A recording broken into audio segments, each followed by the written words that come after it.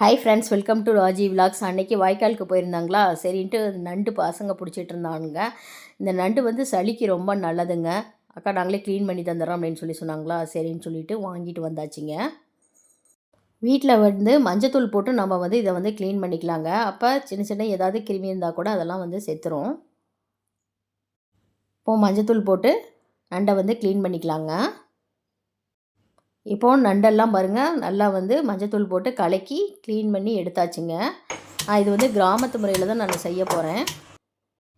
15 சின்ன வெங்காயங்க, அதை நல்லா வந்து இடித்து வச்சுக்கலாம்.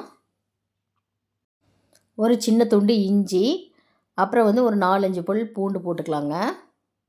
அதையும் நல்லா வந்து இடித்து வச்சுக்கலாம்.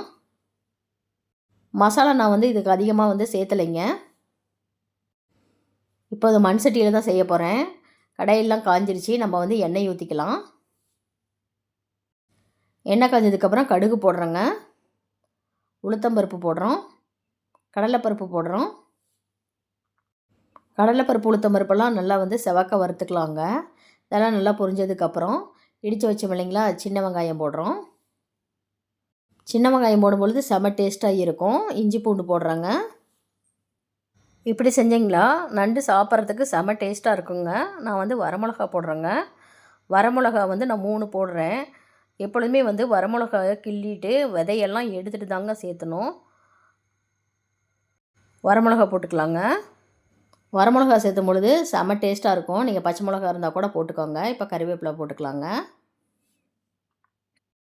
இதையெல்லாம் வந்து நல்லா வந்து எண்ணெயிலே நல்லா வந்து வதக்கி விட்டுறணுங்க. எண்ணெயில் வதக்கும் பொழுது நல்லா வந்து கமகமன்னு வாசனையாக இருக்கும். இந்த வெங்காயம், பூண்டு, இஞ்சி இதெல்லாம் வந்து நல்லா வதங்கினதுக்கப்புறம் நம்ம வந்து மஞ்சத்தூள் சேர்த்துறோங்க. மிளகாய் தூள் சேர்த்துறோம். வரமிளகா வேறு சேர்த்துருக்கேன், அதனால் காரம் வந்து பார்த்து போட்டுக்கோங்க.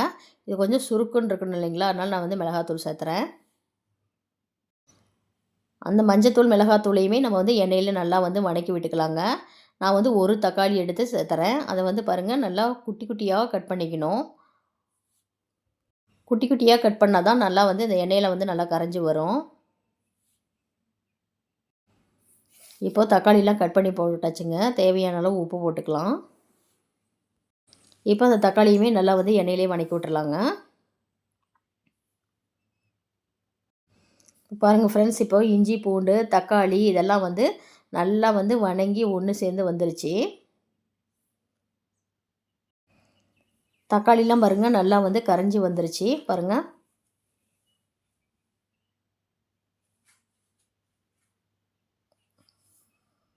இப்போது நம்ம நல்லா கழுவி வச்ச நண்டெல்லாம் எடுத்து போட்டுக்கலாங்க. வாய்க்கால், ஆறு இதிலெல்லாம் கிடைக்கிது இல்லைங்களா, அந்த நண்டு குட்டி குட்டியாக தான் இருக்கும். ஆனால் ரொம்ப வந்து மருத்துவ குணம் இருக்குங்க. இதை வந்து குழந்தைங்களுக்கு வந்து சளி பிடிச்சிக்கும்போது செஞ்சு தந்தீங்கன்னா சளி வந்து அப்படியே வந்து நின்றுங்க.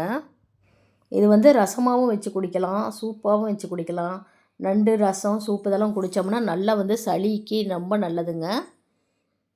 இப்போது எண்ணெயில் நல்லா வந்து வதக்கி விட்டுக்கலாங்க.